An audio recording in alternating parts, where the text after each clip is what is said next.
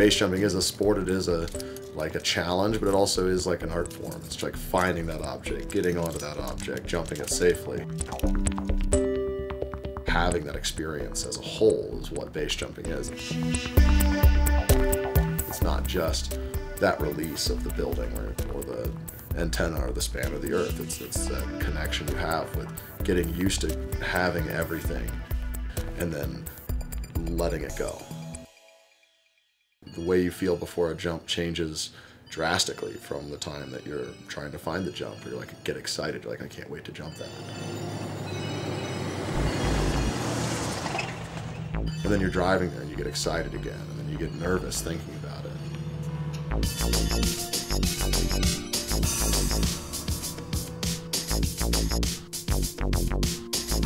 Then maybe you have to wait there, and it's like building up to that jump is what, like I said again, is like that's the adventure. I think that's good. What I just said, the 2 and the 1? Well, I was thinking maybe over there or Okay. over there.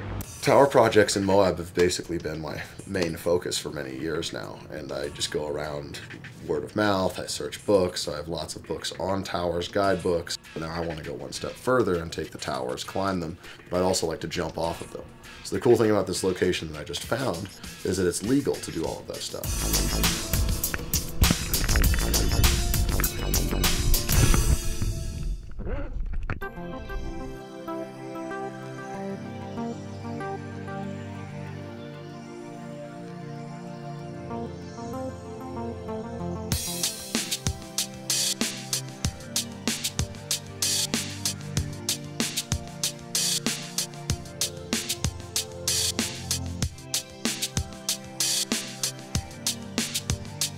I base jump because it's just how I see the world.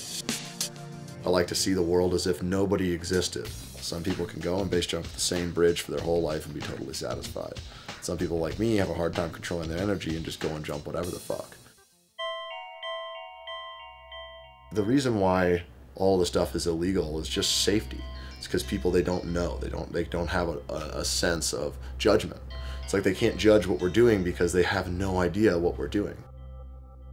I was actually just arrested for that. I was arrested for base jumping and landing my parachute at the national park. And they detained me for the entire weekend. And like, sure, I was prepared to pay the consequences, but I didn't realize base jumping in arches was going to be like 25 rangers coming after me on a Friday afternoon and then calling it for safety. Like, by them arresting me and taking my shit away, they've now affected my well-being as a human. Did I affect their well-beings as humans by jumping off of a tower? Absolutely not. This is my job. This is what I do. I base jump for a living. Like, this is how I make my money. They could have let me walk to my car and go on with my life and nothing would have changed. Not a single thing. They could go and, I don't know, take care of a lost hiker. What do they do? What do park rangers fucking do? Nothing. They don't do anything. I mean, what are you doing? Fix trails? Help handicapped people see a waterfall? Like, I mean, the list is very short.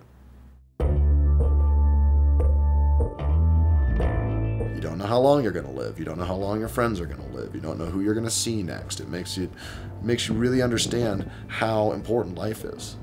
Haven't really ever had an intense accident. I turned around in my parachute 180 degrees and hit the cliff once on opening, but I miraculously didn't get hurt. You always jump into base jumping too soon. You can never be prepared enough for base. And that's the cool thing about it, is base can be easy and fun and all games forever, and in that instant where it's not, it's so fast that it changes. It's so fast that something goes wrong. It's so fast that your legs are broken. It's so fast that your friend is dead.